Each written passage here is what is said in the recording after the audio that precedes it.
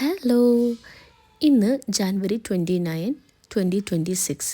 ഇന്ന് നമ്മൾ സെൽഫ് ഇൻഡിപെൻഡൻസിൻ്റെ ഭാഗമായിട്ട് നമ്മളിന്ന് ഒറ്റയ്ക്കാട്ടോ വർക്കിന് പോകുന്നത്. നല്ല മഞ്ഞുണ്ടേ.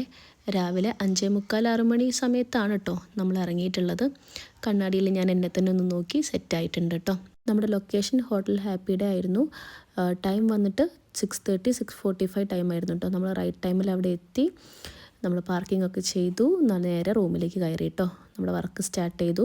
യൂസ്ഡ് സാരി ആയിരുന്നു കേട്ടോ. അപ്പോൾ അതിൻ്റെ ചെറിയൊരു പ്രശ്നം ഉണ്ടായിരുന്നു. എന്നാൽ കൂടി മേ ബി ഇത് ഫ്രഷ് ആയിരുന്നെങ്കിൽ കുറച്ചുകൂടി നീറ്റായിട്ട് നമുക്ക് ചെയ്യാമായിരുന്നു.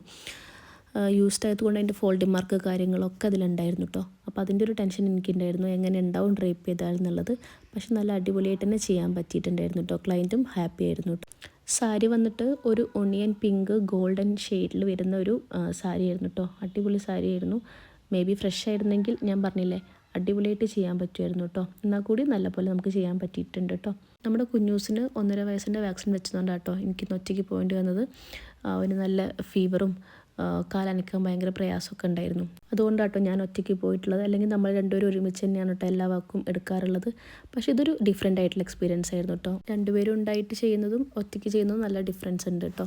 വർക്കിൻ്റെ കാര്യത്തിലാണെങ്കിൽ നമുക്ക് വീഡിയോസ് എടുക്കാനും ഒക്കെ ഒരാൾ കൂടെ ഉണ്ടാകുമ്പോൾ കുറച്ചുകൂടെ ബെറ്ററാണ്. പ്ലീറ്റിങ്ങും അയണിങ്ങും ഒക്കെ പെട്ടെന്ന് പരിപാടി കഴിയും. ഇത് എന്നാൽ കൂടി നമ്മൾ കറക്റ്റ് ഷാർപ്പ് ടൈമിൽ 8:30 പറഞ്ഞു നമ്മൾ 8:20 ഒക്കെ ആയപ്പോഴേക്കും ഫിനിഷ് ചെയ്ത് പോന്നിട്ടുണ്ട് കേട്ടോ. ഇതാണ് കേട്ടോ നമ്മുടെ സെക്കൻഡ് സാരിയും ഇതിൽ കാണുമ്പോൾ നമുക്കൊരു ബ്ലൂ ഷെയ്ഡ് തോന്നുമെങ്കിലും ഒരു വയലറ്റ് കളറാണ് കേട്ടോ. ഇതും നമുക്ക് നല്ല രീതിയിൽ ചെയ്യാൻ പറ്റിയിട്ടുണ്ടായിരുന്നു കേട്ടോ. നമ്മുടെ ക്ലയൻറ്റും ഒരുപാട് ഹാപ്പി ആയിരുന്നു കേട്ടോ. ഇനി ആസ് യൂഷ്വൽ ഞാൻ നിങ്ങളോട് പറയുന്ന പോലെ ഇൻഡിപെൻഡൻ്റ് ആയിരിക്കുക. ഏതെങ്കിലും ഒരു വണ്ടി പഠിച്ചിരിക്കുക, സ്കൂട്ടറോ കാറോ ഏതായാലും കുഴപ്പമില്ല, പഠിച്ചിരിക്കണം കേട്ടോ. അപ്പോൾ നെക്സ്റ്റ് വീഡിയോ ആയിട്ട് വരുന്നവരേക്കും ബൈ.